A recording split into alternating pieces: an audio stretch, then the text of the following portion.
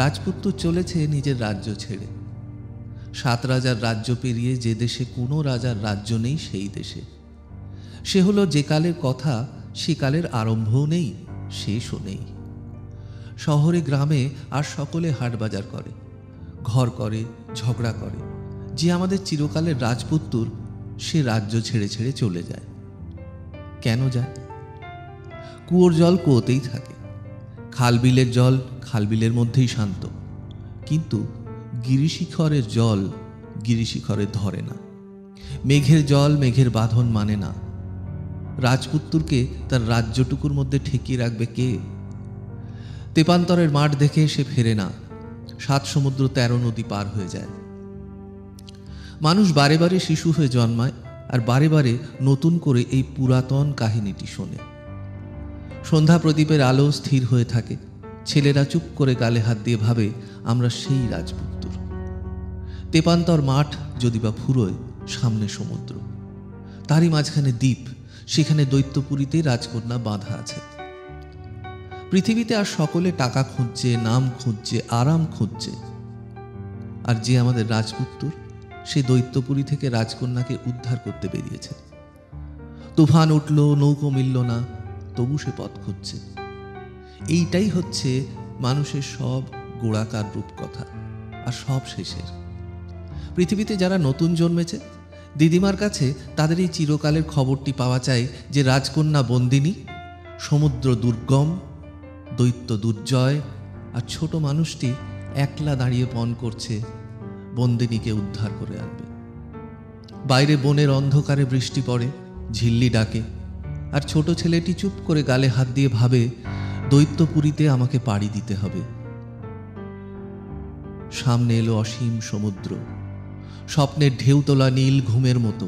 সেখানে রাজপুত্র ঘোড়ার উপর থেকে নেমে পড়ল। কিন্তু যেমনি মাটিতে পা পড়া, অমনি এ কি হলো?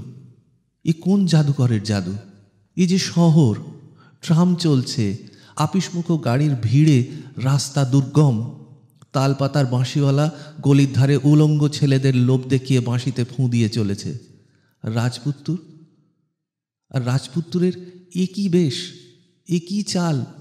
গায়ে বোতাম খোলা জামা, ধুতিটা খুব সাফ নয়, জুতো জোড়া জীর্ণ। পাড়াগাঁয়ের ছেলে শহরে পড়ে টিউশনি করে বাসা খরচ চালায়। রাজকন্যা কোথায়? তার বাসার পাশের বাড়িতেই। চাঁপা ফুলের মতো রং নয়, হাসিতে তার মানিক খসে না। আকাশের তারার সঙ্গে তার তুলনা হয় না।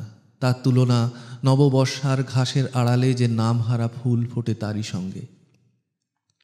মা মরা মেয়ে বাপের আদরের ছিল, বাপ ছিল গরিব, অপাত্রে মেয়ের বিয়ে দিতে চাইল না।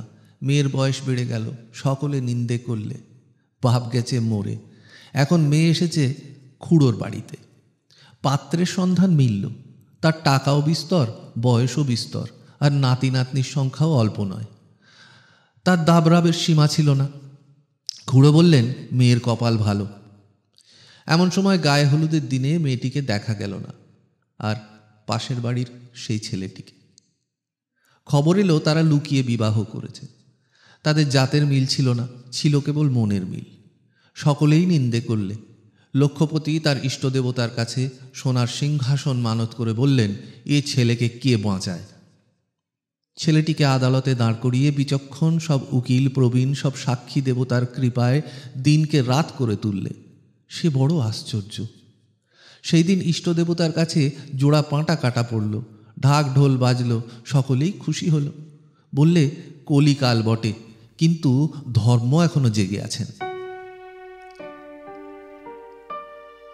তারপরে অনেক কথা। জেল থেকে ছেলেটি ফিরে এলো, কিন্তু দীর্ঘ পথ আর শেষ হয় না। তেপান্তর মাঠের চেয়েও সে দীর্ঘ এবং সঙ্গীহীন। কতবার অন্ধকারে তাকে শুনতে হলো হাউমাউ খাও, মানুষের গন্ধ পাও। মানুষকে খাবার জন্যে চারিদিকে এত লোভ। রাস্তার শেষ নেই, কিন্তু চলার শেষ আছে। একদিন সেই সময়ে এসে সে থামল। সেদিন তাকে দেখবার লোক কেউ ছিল না। শিয়রে কেবল একজন দয়াময় দেবতা জেগেছিলেন, তিনি যম।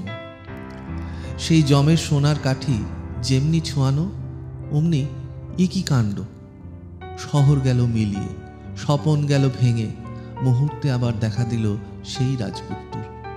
তার কপালে অসীমকালের রাজটিকা। দৈত্যপুরীর দ্বার সে ভাঙবে, রাজকন্যার শিকল সে খুলবে। যুগে যুগে শিশুরা মায়ের কোলে বসে খবর পায় সেই ঘর ছাড়া মানুষ তেপান্তর মাঠ দিয়ে কোথায় চলল। তার সামনের দিকে 7 সমুদ্রের ঢেউ গর্জন করছে। ইতিহাসের মধ্যে তার বিচিত্র চেহারা, ইতিহাসের পরপারে তার একই রূপ। সে রাজপুত্তর, সে রাজপুত্তর।